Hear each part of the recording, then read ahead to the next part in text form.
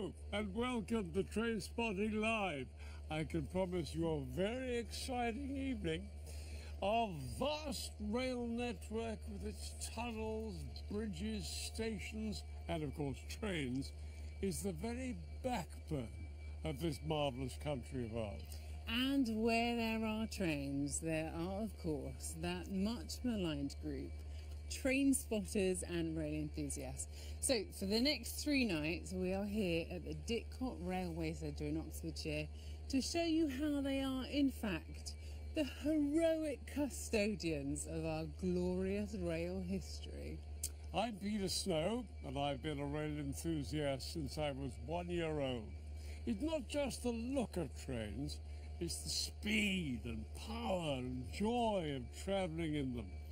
Here on Trainspotting Live, we're out to discover, with your help and that of the experts, what it is that makes train spotters and rail enthusiasts like me so excited. And I'm Dr. Hannah Fry, I'm a mathematician at UCL, and I will be looking at how equations keep trains on the rails, keep the network running, and crucially, keep the train spotters out there. Over the next 3 nights, we'll be working our way through the ages of rail and spotting, from the very first spot of the earliest steam train to an exclusive spot of the latest high-speed train that is yet to be officially launched. Yes, and we've got an army of spotters up and down the country, and they're primed to send us their spots over the next hour. And in fact, we received this just before we came on air from Simon Dean in Dawlish, and this is a Class 66. Look at that. Oh, look at that. That was the bit that Beautiful fell in the sea about 2 years ago. And now it's going like a bomb. Look at that. What a wonderful sight. Beautiful. Way up north from here on the rail network, we have a man who likes nothing more than being covered in engine oil and grease from head to toe. He's engineer Dick Strawbridge. Doncaster is one of the central hubs of the north of England. Here in the rail works, they built the Flying Scotsman and the Mallard. This is a busy station, much loved of train spotters. They're all over the platform, and I'm going to be joining them. And up in Fort William in Scotland is Tim Dunn, our very own train spotter extraordinaire, and he is after a spot of the rarest type of train on the network tonight. I'm here for something very rare later on. I'm here for a steam train, one of the only ones on the national network tonight, in this magnificent place. Here, it's a very special place and a very special train. We've already mobilised the whole train spotting community. In the last few weeks, enthusiasts have been collecting footage across the network for us, including a journey by the newly restored Flying Scotsman. There she is, the most famous locomotive running in the UK. Look at that wonderful bead and smoke. But now, most importantly, we want to inspire you at home to get out there and spot trains with us over the next 3 days. And we're going to be showing you how in just a bit. Welcome to Trainspotting Live.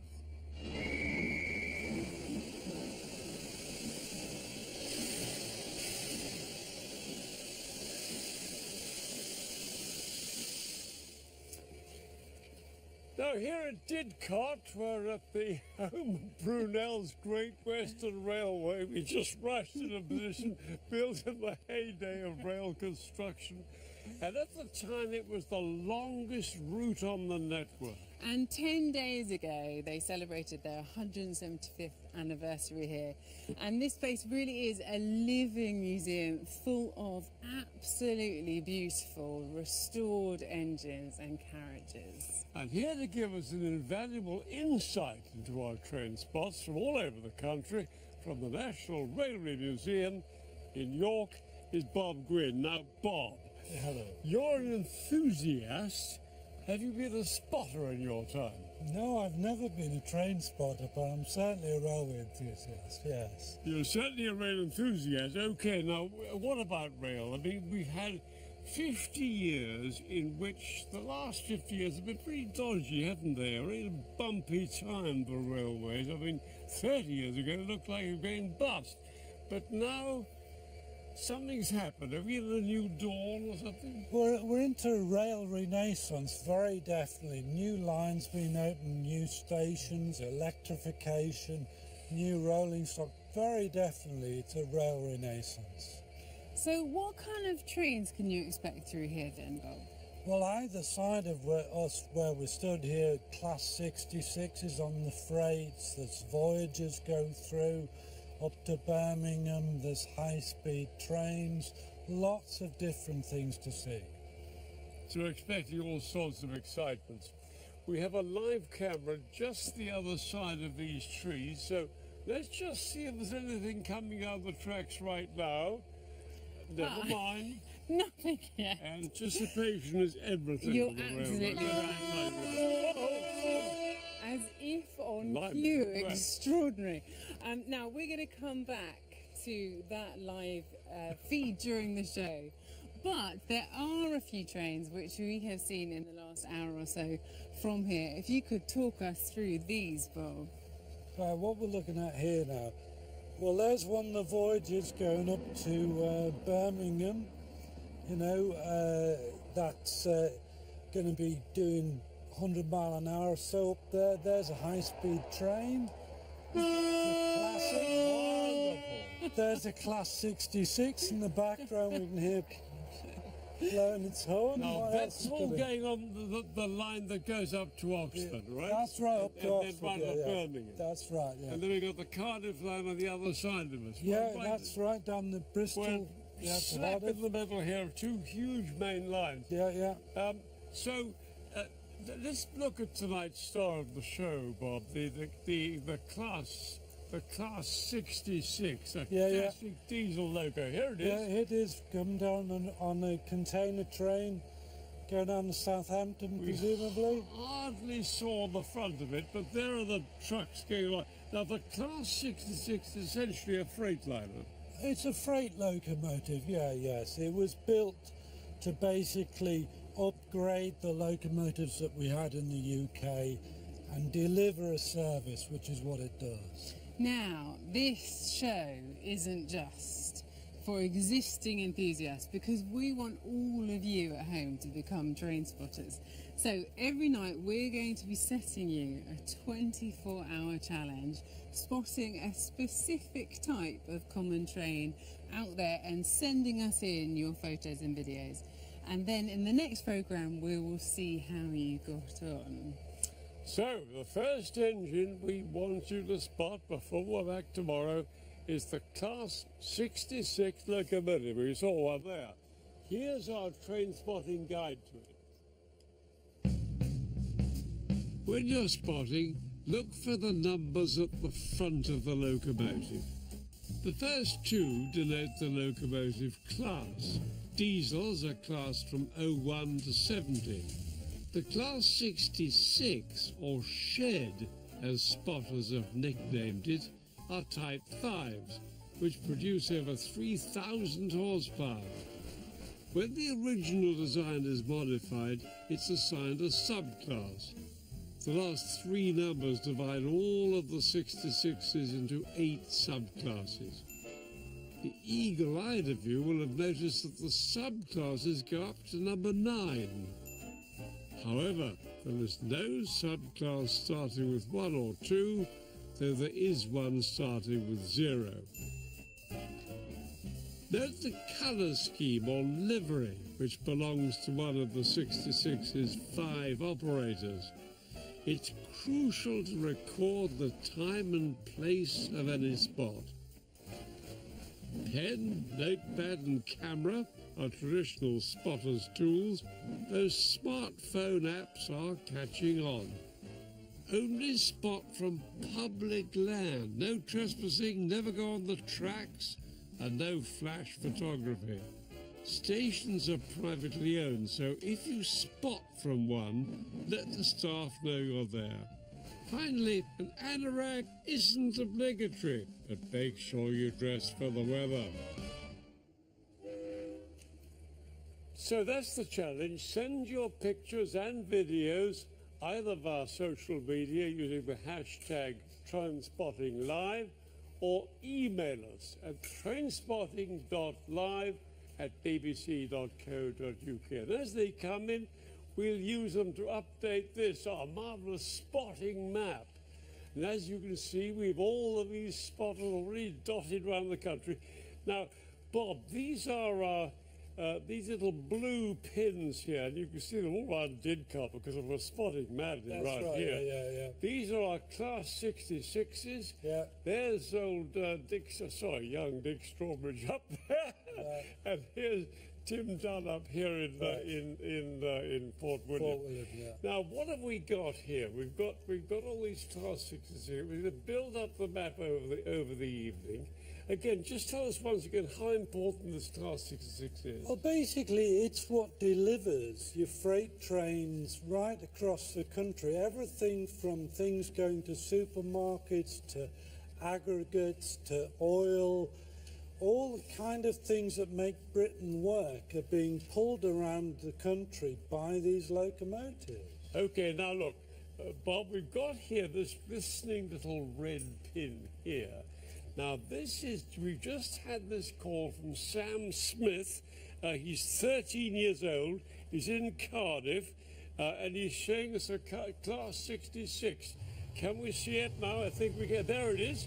This is Sam's Class 66. I have to say, Bob, it's not the most beautiful locomotive, is it?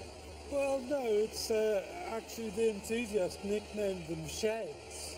But then again, sheds, people like sheds, don't they, if you think about it? What do you mean? What's it got to do with sheds? Well, that's what the look of the locomotive is. They decided to look like... There's a nickname for every trade. So. Now, I mean, the Class 66, it's a freight puller. Yeah. And that is our absolutely crucial target tonight. So keep sending us your stuff in. Now, Dick, over to you quickly up in Doncaster. Yep. Your timing would have been perfect to see a Class 66 here. We've been waiting for a star, and with Nick Bealby, my train spotting expert, the evening star didn't come through. It's been delayed on the network. Tell me about her.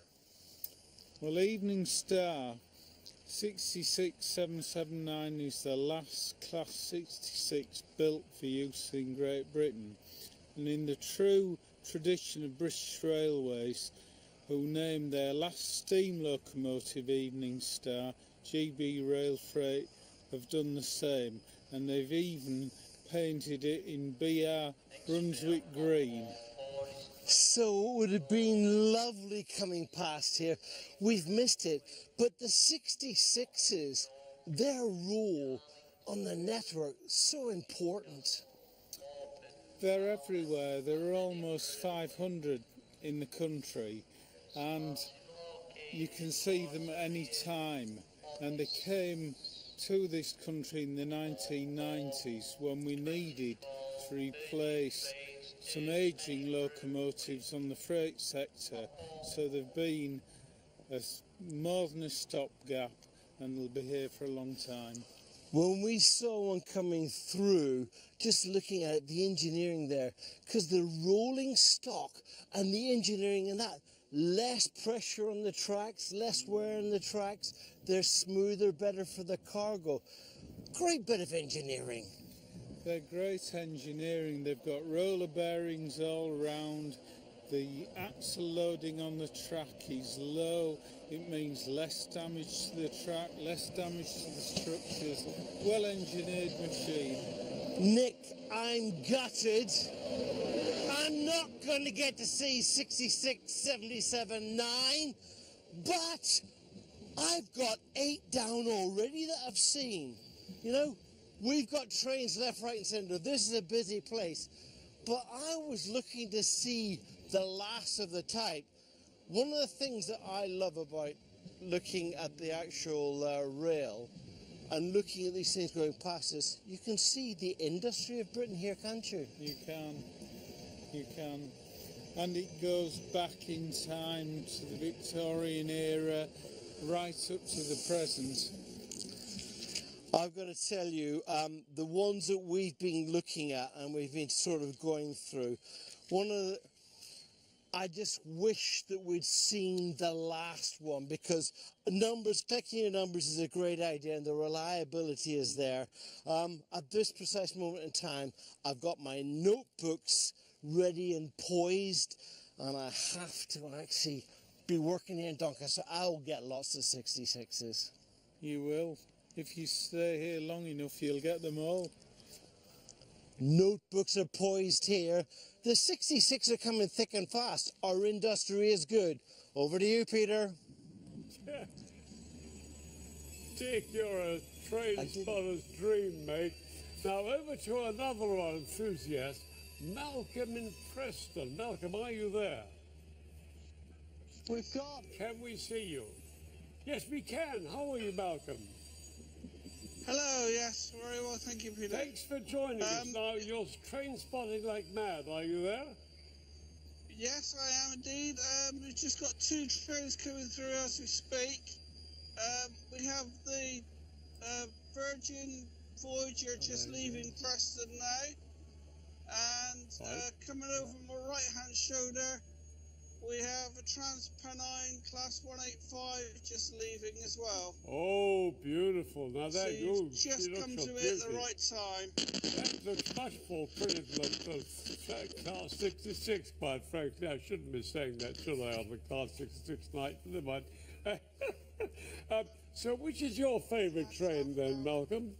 What's your favourite train? We've had all sorts of units. We've got one of the newly branded Transpennines here. This is the new livery to replace the old first Barbie colours. The livery, that's the colour of the train, the sort of the colour of the train, yes. Train, as it were. Lovely. That's the new Transpennine livery there. Oh, Malcolm, you're busy up there by the sound of it. How long have you been train spotting, Malcolm?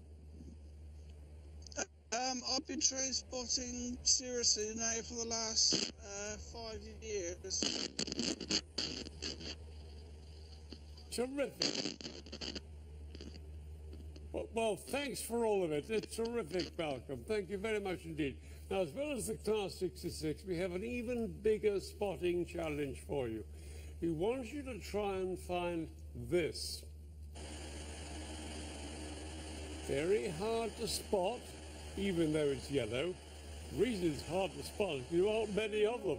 Now, Bob, what is it and why is it so sought after by Trainspotting? Well, this is the only network rail measuring train. This is the one that goes round and checks the track for us to make sure that everything's right. And this is the one with a high-speed train locos either end of it. So this is the Dr. Yellow, or sometimes... It's the one they call the Flying Banana. The Flying Banana, that's the one, yeah. And how many of them are there? Just the one.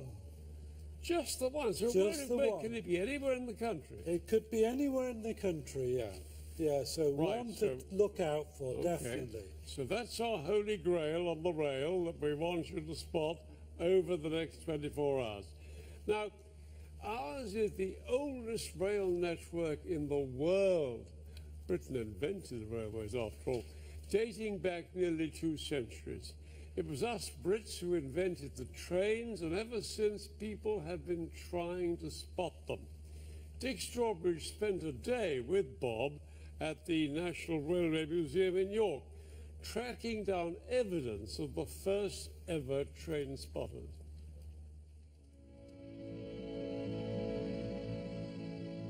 Welcome to the largest collection of rail books, pamphlets and letters in the world.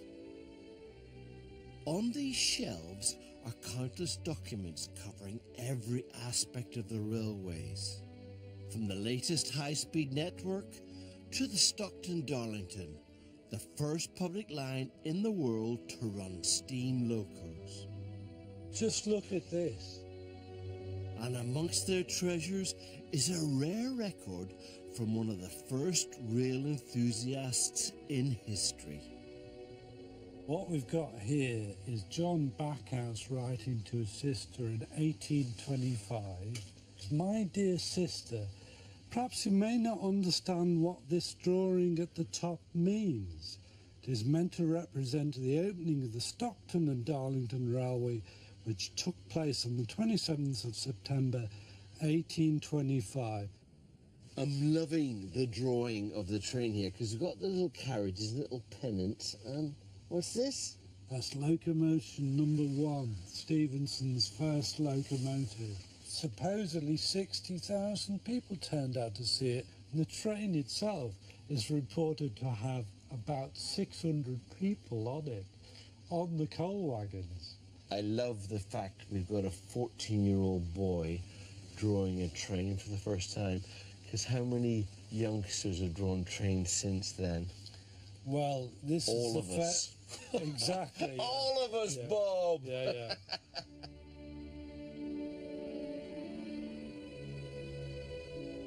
20 years after John Backhouse's letter, and from 250 miles to the south, comes evidence of the first true spotter.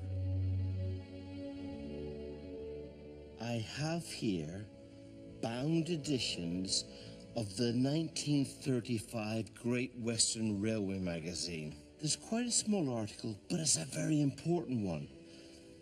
It's a record of a 14-year-old dating back to 1861, and in here I have names of engines on the Great Western that I have seen. And there's a whole record of all the engines that have been spotted. This is evidence of the first train spotter, their notebook. The name of our train spotter? Fanny Johnston. She was a girl.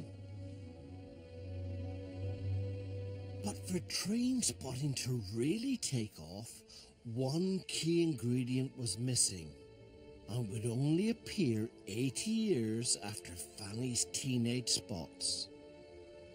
And it starts with this in 1942, which is the very first ABC produced by Ian Allen when he's just 20. This directory of locomotives is a game changer. For the first time, rail fans had a comprehensive checklist of every engine on the network, against which they could record their sightings. Only 2,000 of these are produced, and they sell out. When did they become train spotters? Well, they become train spotters again. The title comes just post-war, when all of a sudden people recognise this phenomena of hundreds and hundreds of people, mostly boys, out in fields or on stations, basically taking numbers.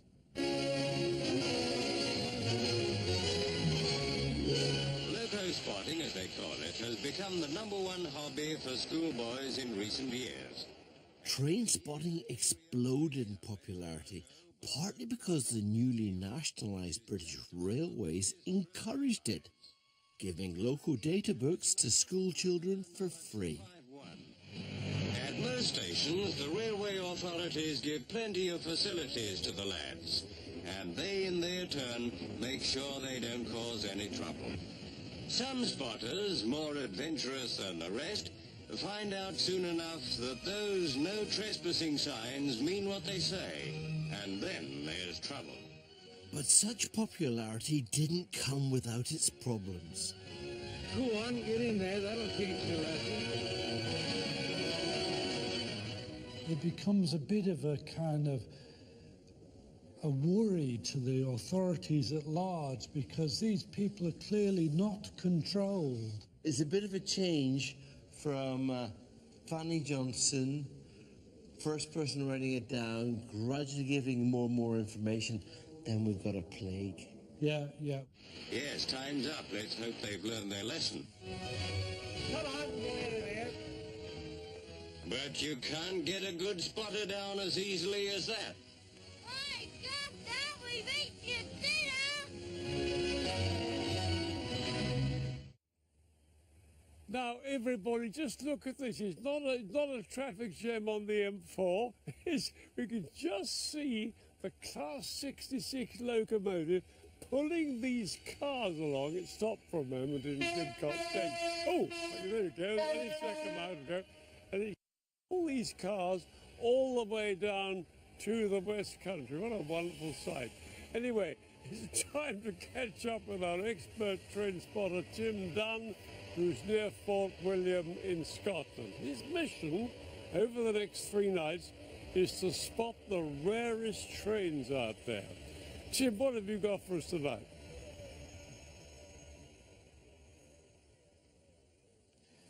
I'm here to see a really interesting locomotive. There's only one locomotive I want to see here tonight. I'm on the West Highland line. Over there is Fort William, and down there is Mallaig. It's a really remote part of Network Rail. It's a stunning part of the country and a stunning part of railway as well, but even more interesting and even more stunning here in the summer when 2 different trains run every day with 2 different locomotives hauling a Jacobite with 2 steam locomotives. Now you might recognise some of these landscapes, some of these things like the Glenfinnan curved concrete landscape, curved concrete viaduct. You might recognise from Harry Potter, for example. But it's difficult for the Victorian navvies to get through. And it was difficult to get through because of the terrain. And it was often said in 1876 that those navvies, if they found an obstacle, they'd either have to go over it, or under it, or round it, or through it. But get through it and get through it quickly they must. And today, trains are still getting through it. Today we've had 62005, which is a K1 class, built for the LNER many, many years ago. That's a 260, that's gone through early this afternoon. And what's still to come this afternoon, on this evening, is 44871, a Black 5. Now, a Black 5 is often thought of being a workhorse, just an average steam locomotive. But actually it's very, very special. Those things are can-do, go-anywhere locomotives. There's only 18 of them left. There were 872 actually built. Now, I've seen a lot of these Black 5s in the past, but they're really special, like any locomotive, because any steam locomotive is really quite special. Steam locomotives are special to me because I think of them as being almost iron dinosaurs. They're the closest thing we as human beings, as men, as man, have ever built.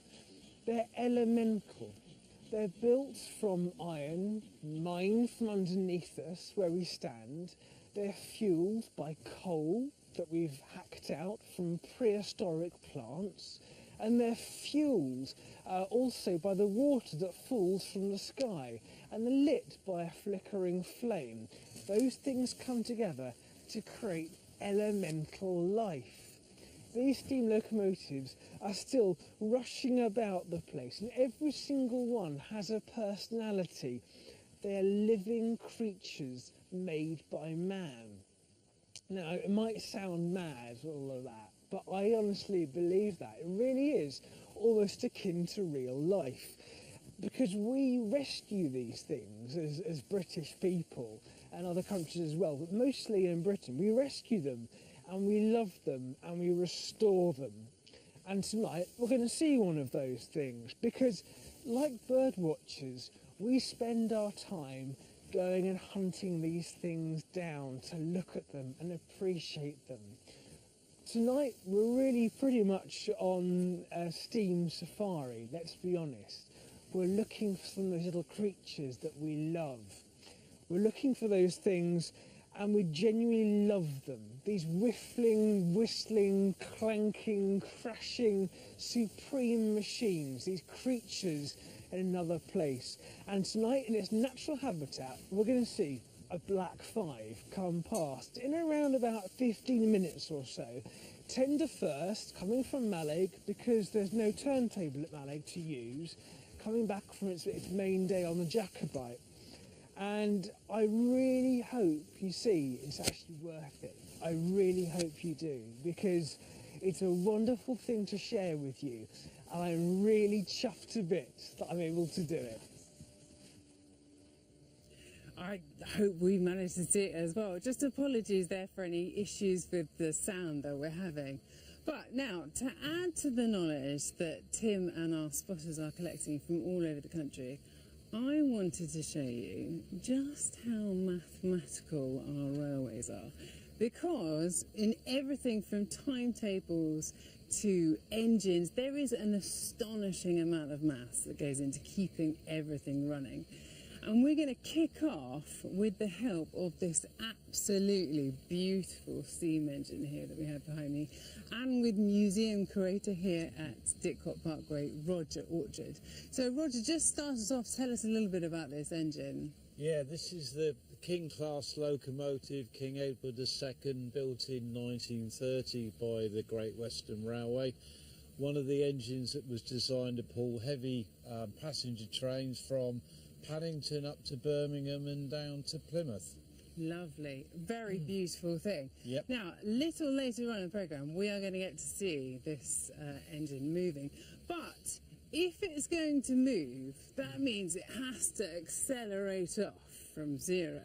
Yep. And that means that it has to obey Newton's second law of motion, which says that force is equal to mass times acceleration.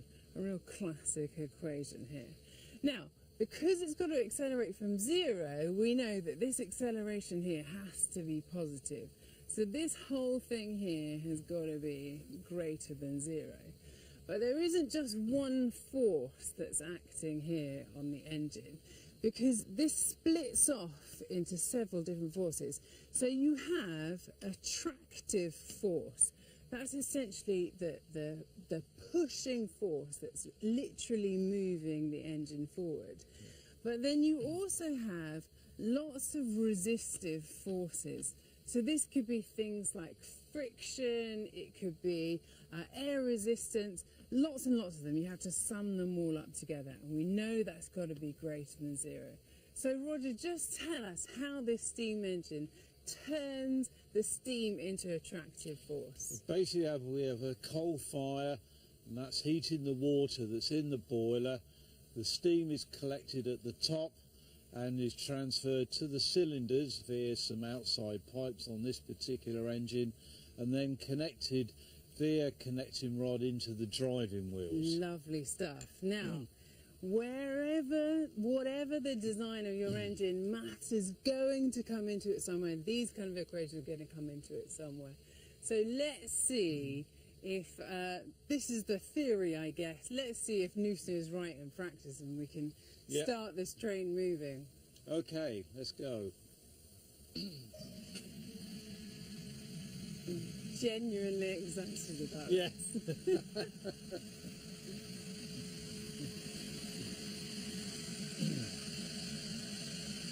Here we go. Good evening. Newton's laws in practice.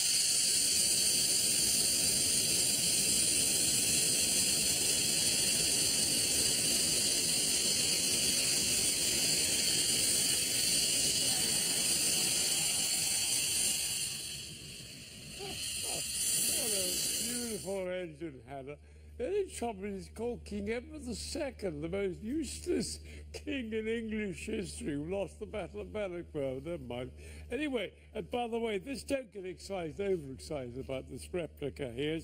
It's only a replica of the Iron Duke, Duke of Wellington. It's a beautiful 1850s or so engine originally, but just a replica, but rather pretty. While Hannah loves nothing more than enthusing about mathematical equations, some people are inspired by trains in a very different way. By the way, I've just heard that we've seen the flying banana in Cambridge. No picture, unfortunately. If you do see that flying banana, that measurement thing, for goodness sake, send us a picture. Somewhere in Cambridge last seen, not so long ago. Anyway, since the dawn of the steam age, artists such as Turner and writers like Thomas Hardy have found inspiration in the rail network. To find out why, I went to meet a man who's been christened the Trainspotter's poet.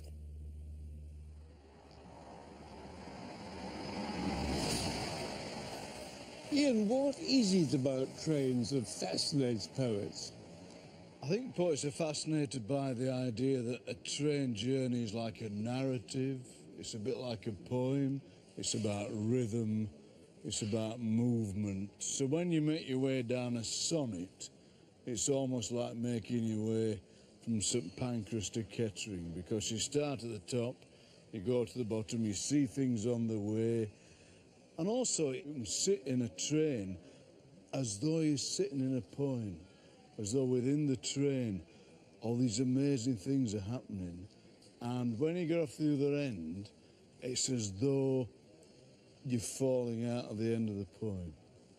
Poetry and trains always go together somehow, don't they? Robert Louis Stevenson, Thomas Hardy, John Betjeman. Who's your favourite poet on trains? I think my favourite is Edward Thomas with his wonderful poem Addlestrop. Yes, I remember Addlestrop, the name, because one afternoon of heat the express train drew up there unwontedly. It was late June. I love the way it begins when it goes, yes, I remember Addlestrop, as though somebody said to him, remember Addlestrop?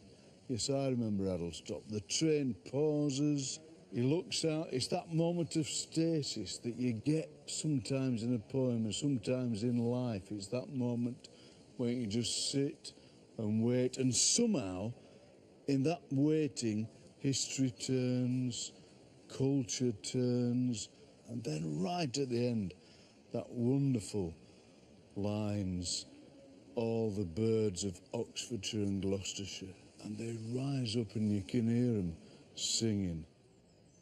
Farther and farther, all the birds of Oxfordshire and Gloucestershire.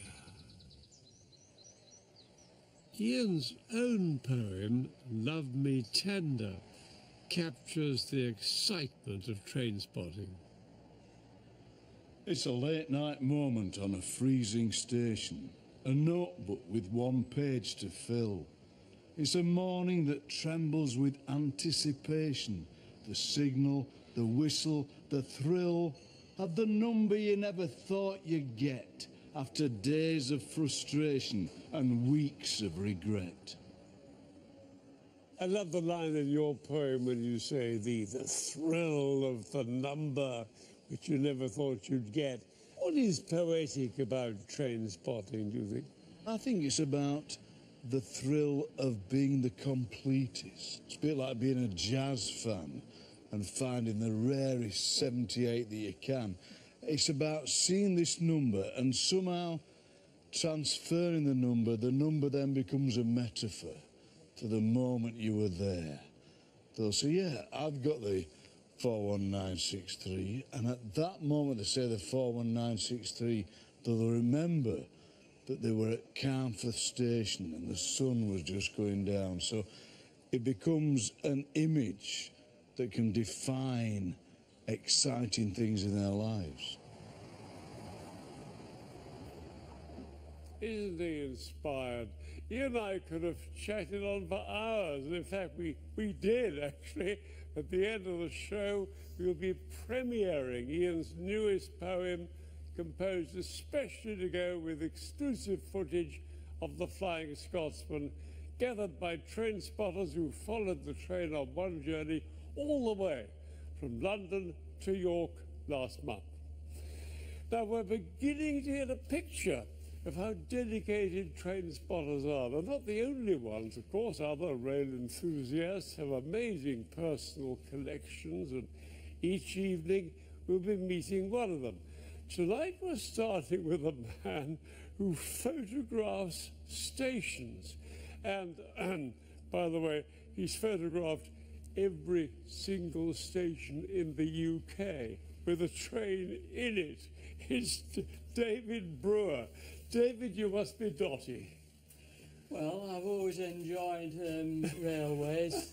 As a boy growing up in the late 50s and 60s, I was a keen train spotter and would travel all around the country visiting as many engine sheds. What does the wife think about it now, though, when you're I think she's glad to get me out of the house. I usually go on one trip every week, so... OK, now take us through some of your best photographs. Yeah, over the last sort of 10 years, I've visited every station, as you said.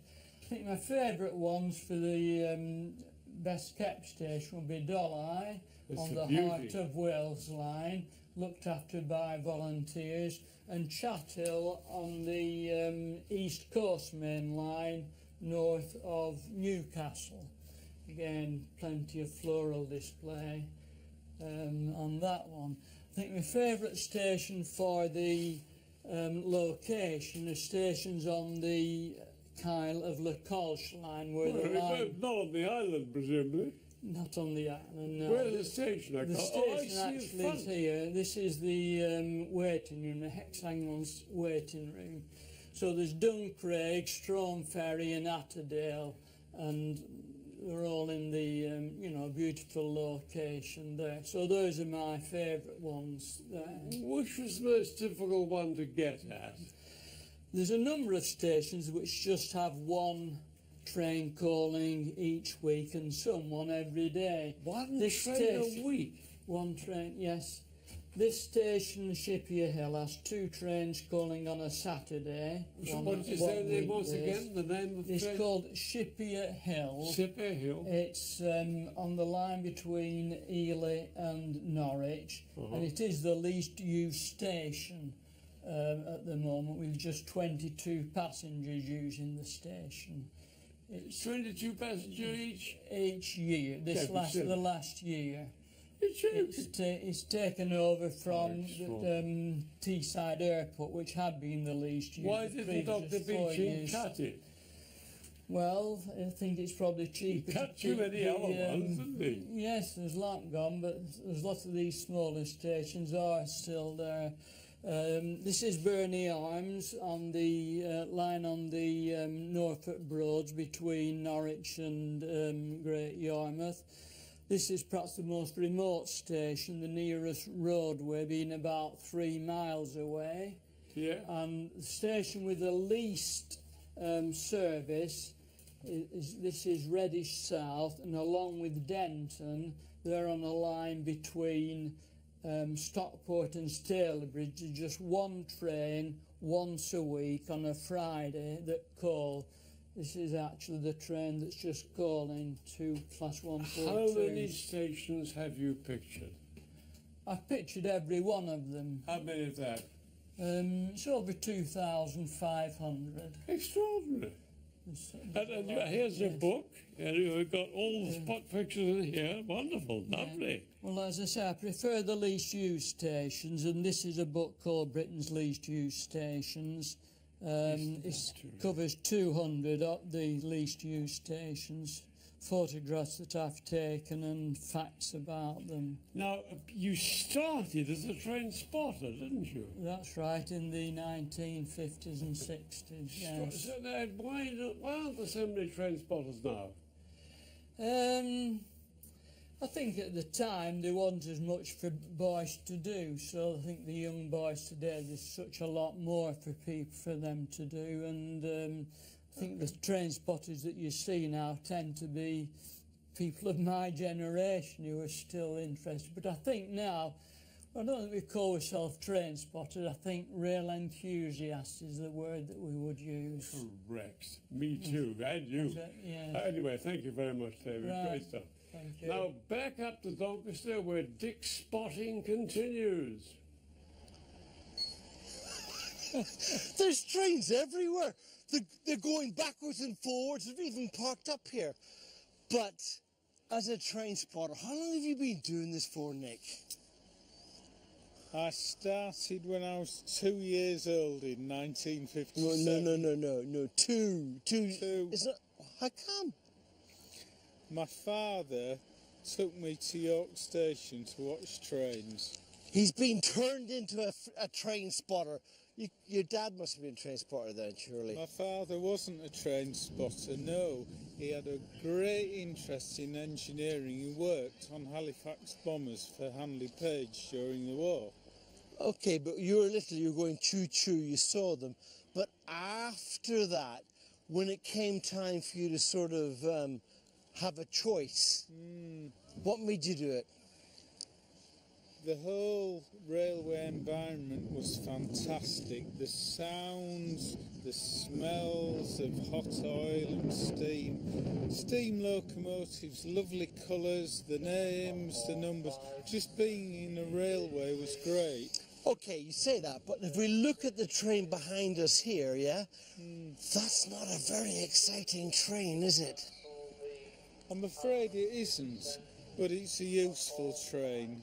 And Right. it's good because it can run on services that are lightly used and provide a service. So it's got a good purpose. Right. Compared to your most exciting train, it probably isn't a big one. But how many of these have you spotted in your book? All of them. You got them all? I've got them all. Right. Well, in that case, I think it's about time I had my first sprinter number, and 153374 is in my book. Thank you very much indeed, Nick. Now, just heading for London. Beautiful freight train. It's going along incredibly slowly. I found one of the most puzzling things about the railways is this train's going very slowly, and yet in 5 minutes' time on that same line we'll see an express racing past. It's a miracle that these guys perform, quite frankly. It's really extraordinary. Now we're going back to Tim in Scotland. Anything in sight yet, Tim?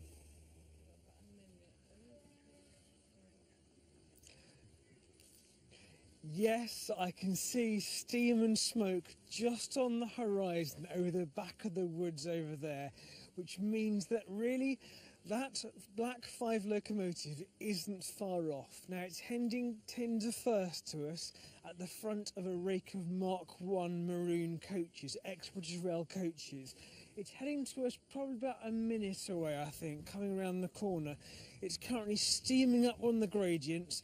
It'll come over the top of the hill just behind me and then coast down past as well, picking up again through Carpac Station. Now that isn't far away at all. Now the Black 5 was designed in 1934 by Sir William Stanier. It's known as the Black 5 because power classification, which is Group 5. Now the Group 5 was then painted on the side of the locomotive's cab. They were painted black, as opposed to Stanley's other big locomotives, the other 460, that was red. They were red Staniers. This is a Black 5. Now, it's definitely just over there. It's perhaps a bit further than I thought it might have been initially, but it is definitely on the way. In fact, I can just hear it now. Now, 44871, which is this particular locomotive, was built in Crewe in 1945, just before the end of World War II. Strange time, but it was withdrawn then at the end of steam, and it then was drawn from the Crewe shed, which was shed 11A, and that's its shed code, as many of those enthusiasts will know. It really was one of the last locomotives running on British railways. Now, it has no name. It did carry the name Sovereign for a short while, but not any longer. It's now purely just a name, just a number. Now, in 2008, it was restored to full mainline glory by Riley and Sons. Now, Riley and Sons, the well-known engineers who also have restored that icon of British steam, a locomotive that are owned by you and me, the Flying Scotsman. And this locomotive is no different.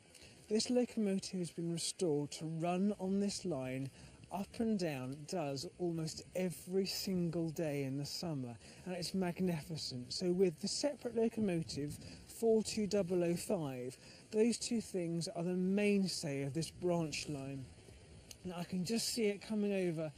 I think if you see it in the distance now, probably just passing over, it is absolutely storming up that bank now.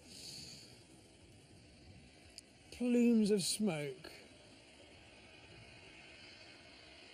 Here it comes down the corner now on this S-bend, just coming through behind that distant signal. It's a truly magnificent sight.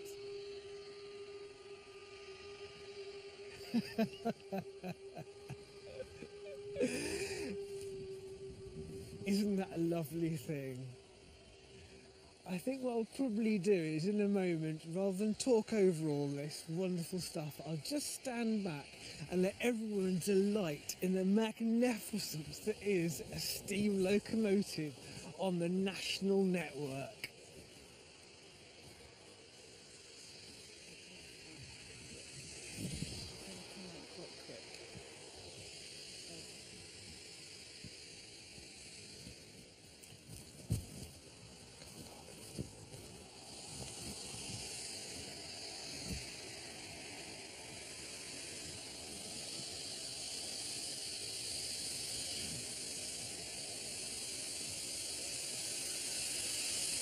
How absolutely delightful.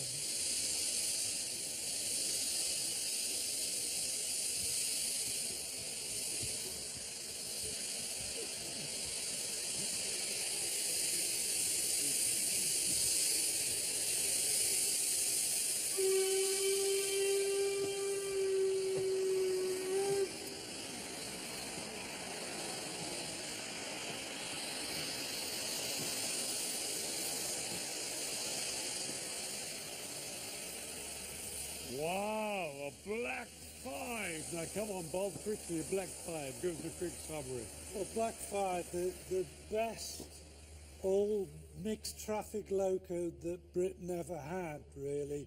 Go anywhere machine, 90 miles an hour, and the last days of steam, 1968, and that engine was there when steam ended in 1968. Built in this country, that Black 5. Of course, built in this country. Now, we're going to go back to our Class 66 again, because that's the one we wanted to get. By the way, keep sending us pictures of the Class 66. We want them. We're getting up lots of little blue markers on our map now. This is where we saw the Black 5, by the way, up here. Now, we've got one. We've just seen one going past, right, I think. But here, there we are. That, yeah. Class 66. Well, a pair of, triple-headed GB rail freight. There's a lot, well, even more. Oh, three locomotives. That's a very long... My goodness.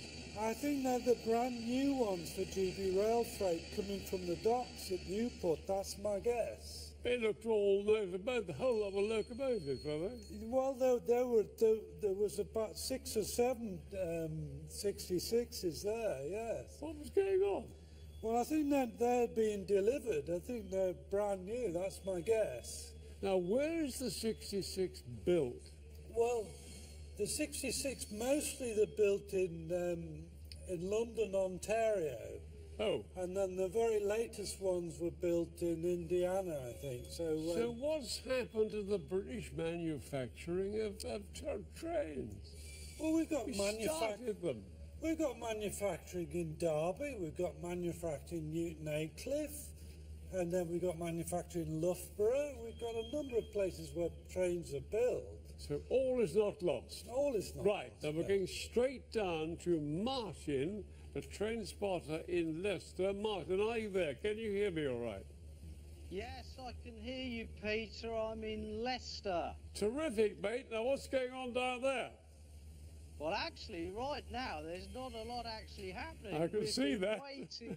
We're actually waiting for a Class 66 to come through that's working a Mount Sorrel to Eastleigh working, but it seems to be delayed, and we felt that would fit in great with the programme tonight, bearing in mind you're talking about 66s all the time. Well, that'll be a treat for you still to come. But tell us about what you have seen. I mean, you've been there all day, have you? No, well, no, actually, I've been in work today. I finished about 4 o'clock, and I thought we'll come to Leicester, and we've seen a variety of stuff, mainly high-speed intercity 125 trains running through Leicester this evening. We've also been seeing a number of cross-country units and Meridian units working for East Midlands trains. We're watching what's going past you right now. Yes, we've seen quite a bit of variety. Usually tonight there's about 4 freight trains. Unfortunately, they don't always run to time, and tonight 3 of them appear not to be running. Okay. Martin, keep us posted. Now, look, we're very excited. I think we've seen a picture of the flying banana. We heard the one in Cambridge. Now there she is. Oh, there it is. Yeah, excellent, yeah. James Mansell has sent us this picture. In King's Cross. It's actually in King's Cross. Hey, wait a minute. How did you manage that? Must have sped through Cambridge down to King's Cross. Quickly remind us about the flying banana. Well, basically, it's the way that your track is measured and kept correct, so that you've got a mobile observatory, a mobile laboratory that tells you what the track is like, and enables you to do what you need to do subsequently once it's gone down the line. Terrific. Now keep sending us your spots. Keep sending us the pictures of your spots too. We're trying to build up our map. We've done pretty well with our spots tonight, but there are some strange and mysterious rail services operating unknown and unseen, including one directly under Mount Pleasant Royal Mail Sorting Office in London. We sent Tim to see it out. Ray, how far are we coming down now? We're approaching 65 feet down now, the platform level. 65 feet, crikey. For 76 years, the Underground Mail Rail shunted up to 4 million letters a day between sorting offices across London. But these stations closed over a decade ago. This is one of our working platforms, and these are 2 of our 1930s trains. English Electric. So built in Preston? Yeah, put the power on, the motor runs, the brake lifts. So it's a regen motor? Yeah. They are trains by themselves, aren't they? Because they weren't coupled together. No, you could couple 2 trains together. You put a mechanical link there, and these 2 plugs would be cross-coupled, so they would work electrically as a single unit. The trains themselves are identified by these works plates, while the actual train numbers signified what type of train it was. You ran what we used to call a 6-minute service, where if you're on a platform, a train would arrive every 6 minutes to be loaded or unloaded. Non-stop.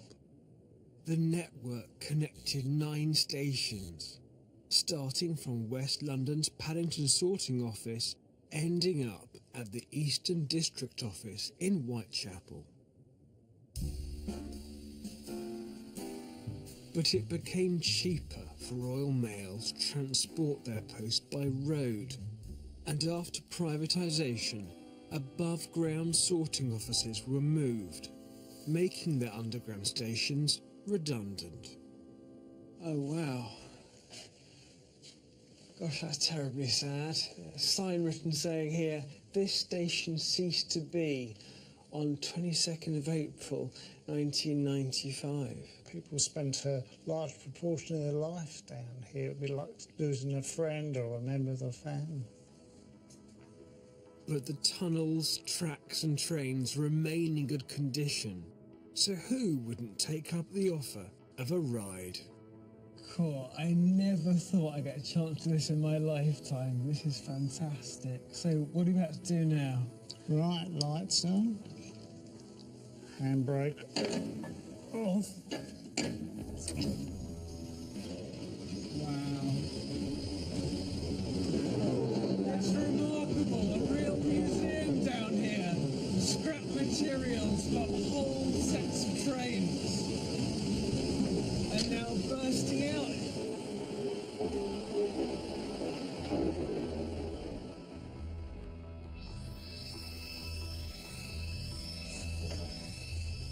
Quite a tight squeeze. It is. Well, Ray, that was absolutely extraordinary.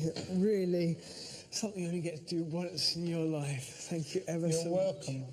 A real privilege. Thank you so much. A brilliant time. And what a wonderful, wonderful railway.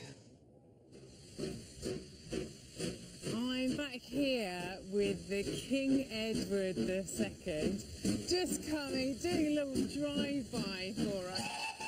Looking absolutely beautiful. It's going about 10 miles an hour. You can very clearly see the number there on the side of the cab, 6203. And that got me thinking, because what is the fastest speed that a train has to be going before a train spotter won't be able to see the number on the cab? And for that, you need Pythagoras. Now, here's our little train tracks here. I think we're standing about 10 metres really away from those tracks. Now, the DVLA says that you have to be able to read a number plate from 20 metres away. So I'm going to use that as the sides of our triangle here, 20 metres each. Now, using Pythagoras, you can work out the distance along the track that you have to be able to read the number on the cab. And it comes out as just about 35 metres. Now, the speed of the train is going to be related to how quickly your brain can process the image of that number. And that is 0.1 seconds, how quickly the human can decipher those numbers. So, because speed is equal to distance over time, we have 35 metres on the track in which to read the number and 0.1 seconds. So that is 35 over 0.1, which is 350 metres per second. That's the fastest a train can be going to be able to read the number. Now, that might not sound like very much, but that is equivalent to 782 miles per hour, which is actually faster than the speed of sound. Now, I'll admit we haven't accounted for motion blur in this, but given that the fastest train in the world, the maglev, goes at 373 miles an hour, we have quite a lot of room for error in there. Well, terrific, Hannah, but are you accounting for slower brains like mine? Well, we've got a lot of error. I haven't added in an excitement quotient either, Peter. Okay, well, thank you very much. Anyway, we're heading straight up to Doncaster. Dick, what have you got for us? Unbelievable. We've had an amazing evening, topped off by 66779, Evening Star was here. There. It's here. We've got 66779. Evening Star has arrived. That is unbelievable. We were told it's going to be 2 hours late. How pleased are you to see that? Brilliant. It really looks nice, doesn't it? It's magnificent. And the BR Brunswick Green. What a fantastic livery. That's superb. The spotters up and down the platform, you can see how happy they are. That is absolutely phenomenal. Yes. Yeah? That is the result for them. Yeah. Do you know what the amazing thing is? You look at that, it looks gorgeous. It's working. Look, he's getting his numbers in here straight away here. But as a train, that locomotive on the front end of it, yeah? It's just engineering I'm listening to going by here. It is. But the thing you notice about that locomotive is you can barely hear it. That's how eco-friendly it is. Why would you call that a shed? It's gorgeous. Well, I think it's a rude name. It's derogatory. I don't think it's a shed. I'd love a shed like that, and I'd love a lathe and a milling machine in it. But 66779 Evening Star has been to Doncaster.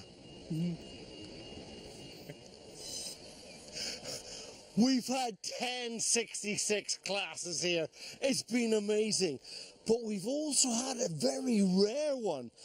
We saw a locomotive, Coolus. 56087.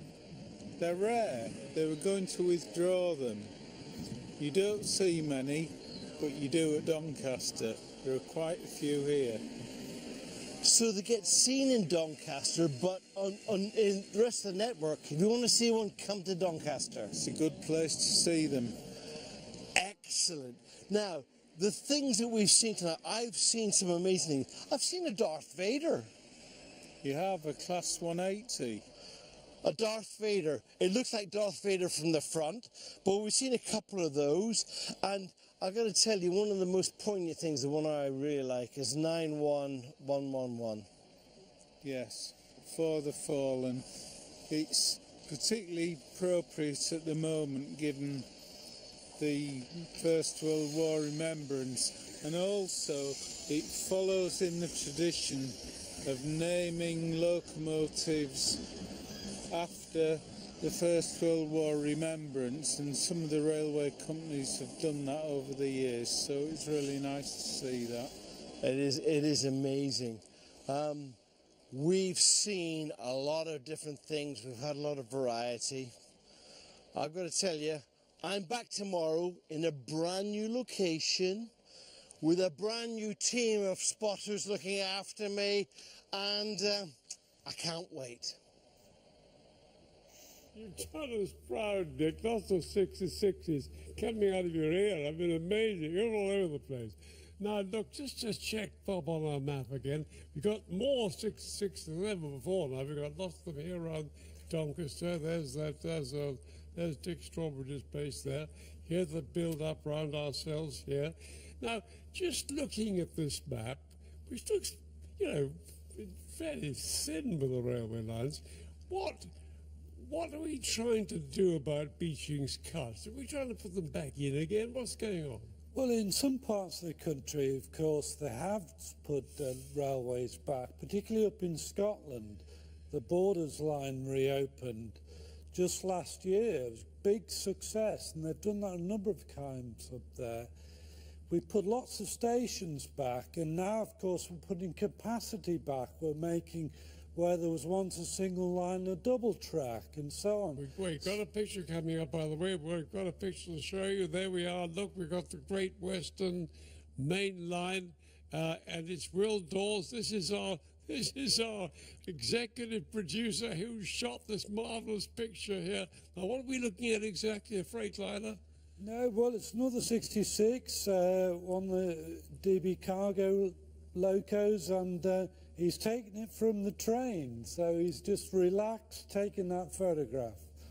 Right, now we've got the flying banana to show you now. We're going to show our flying banana, which is in Cambridge. There he is, she is.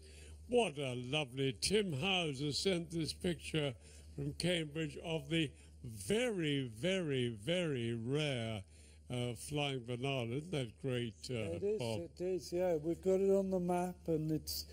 There it is, showing the kind of thing We that saw it goes starting around. from King's Cross and it ended up in Cambridge. Yeah, I got the wrong way around before, that's fine. But, okay, now go back to beaching again. By the way, beaching, I mean, talking about what happened about 50 years ago when Dr. Beeching was told by Ernest Marples, look, you've got to cut some railways back because we can't afford it all. He did a real surgeon's job on it, didn't he? Well, about a third of the network disappeared as a result of that report. Yeah. Now, do you regret? I mean, do you, as a rail enthusiast, obviously you regret that. But do you think the country should regret that now? Well, I think one of the mistakes that was made was they simply got rid of the track and dismantled the railway very quickly. And there's a number of places in the country where you think if the track had just been left, the economics would have made it quite possible to reopen that line 10, 15 years later. Well, that's terrific. And here we have it building up. Now, please don't forget, keep sending us your pictures. We still got tomorrow and Wednesday. Don't forget that we're on 3 nights, so keep looking for those trains. Send us your pictures and footage, and we'll show you some of the best of them tomorrow. Find out how to get involved, as well as some exclusive extra content on our website at bbc.co.uk/Trainspotting Live. Now, the development of the rail networks had a profound effect on many aspects of British life. It was a major driver of the Industrial Revolution. I'm talking about 200 years ago, easing the passage of coal, iron and steel around the country. It democratized travel. Suddenly people could afford to move around, explore the UK, and it even changed the way in which we understood time. For nearly 100 years, the Royal Observatory in Greenwich marked the beginning and end of time. All clocks were standardised to GMT and its reference line, the prime meridian. But it wasn't always so. In the early 19th century, few people had any reason to pay attention to Greenwich Mean Time. Instead, they would set their time by sundials. Now, what that meant was that time wasn't standard across the country. It would vary ever so slightly depending on where you were. So if you were in the east, for instance, where the sun rises ever so slightly earlier, your clocks would run slightly faster. In fact, for every 10 miles travelled east of Greenwich, solar time gained just over a minute. And this variation is compounded by an additional problem. No one day is exactly the same length as another. Clocks work on something called mean time. Now, mean time is actually just an approximation of solar time, but it's something that is exactly the same the whole way through the year. And the difference between the two, solar time and mean time, looks like this. The straight line represents mean time, and the curvy line shows how in Britain solar time deviates from the mean time across a year, sometimes running ahead and sometimes behind. Now you can see the variation can be pretty huge, up to 16 minutes at certain points in the year. And if London is using mean time and other places are using solar time, you can really see how these local time differences start to build up.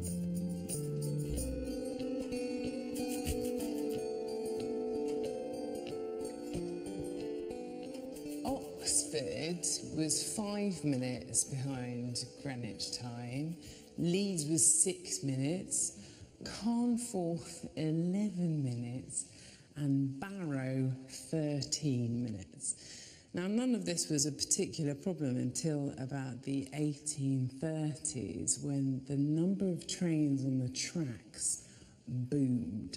And then there was all sorts of confusion between the station masters and the train guards, because a train could literally go through a different time zone in the space of 20 miles. The growth of the railway network meant that ultimately we had to invent a way to synchronise the country's clocks automatically. How many clocks do you have here then? Several thousand, really, if you include all this. Dr. Louise Devoy is the curator of the Royal Observatory, Greenwich. So how did they solve it? So this is the Shepherd Master Clock, designed by Charles Shepherd, and it was purchased by the 7th Astronomer Royal, George Biddle Airy, in 1852. And he realised that by using this electromechanical clock, you can actually distribute observatory time along a telegraph network. And then at a prearranged time every day, this clock would send out a series of electrical impulses down a telegraph wire to a series of what we call slave dials, similar to these ones here. So trying to keep them in sync with Greenwich time. And then obviously the beauty of that is that you can spread the signal across the network to all your railways, your stations, your cities across the country. So this clock really became the hub of the standard time across the railways. By 1855, 98% of British towns had converted to Greenwich Mean Time. And this really was the beginning of our modern way of thinking about the value of time.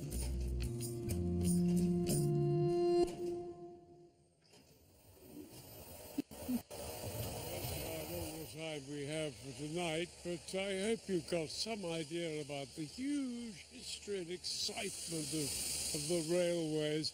And we're just going to say goodbye in a moment. Oh, here comes Hannah in her chuff chuff. Smoke everywhere. Hannah, hello there. Hello. Oh my God, you were driving the train, I assume. How amazing is this? Really wonderful. So, we are going to be back tomorrow night at 8 o'clock when we'll be bringing things more up to date and focusing on the diesel era and an absolute classic, the Intercity 125.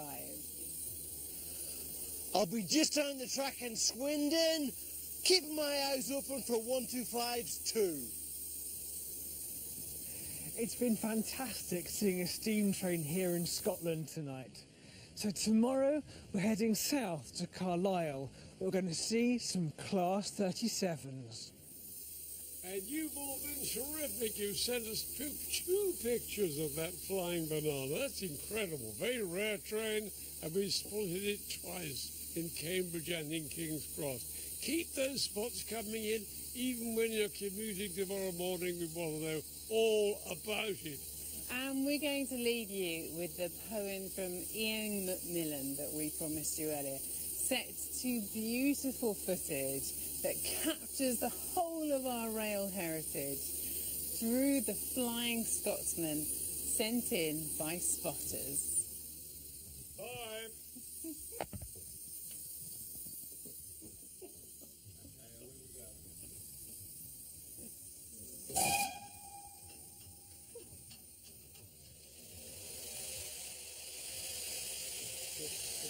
Amazing.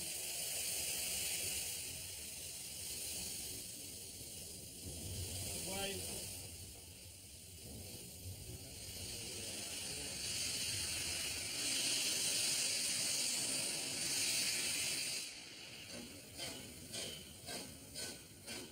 This is more than writing numbers in an exercise book.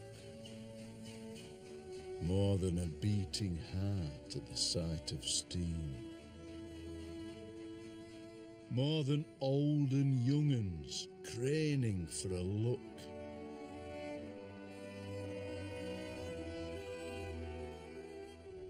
This is poetry in motion.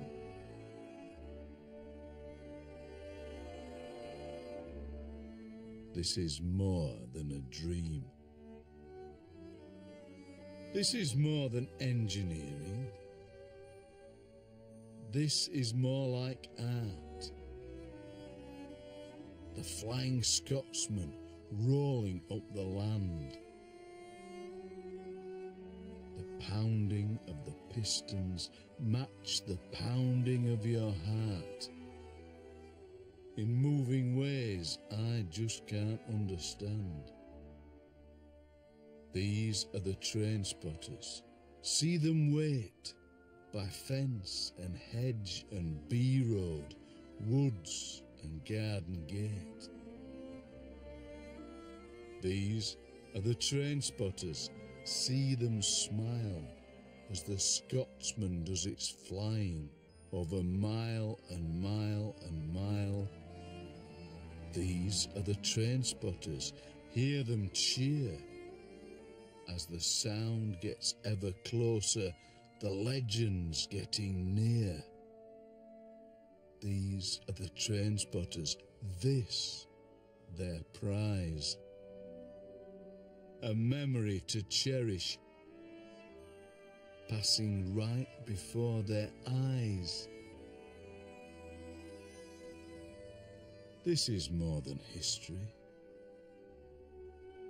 more than a past, recalled through rose-tinted glasses, more than nostalgia for things that just can't last. I'll just pause the poem while the Scotsman passes.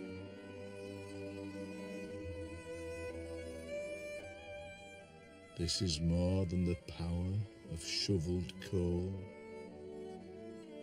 This engine is a thing you'll never forget.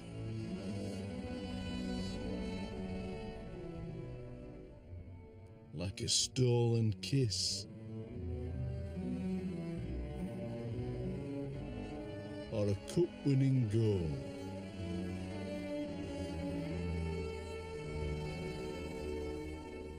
For a train spotter, this is the best moment yet.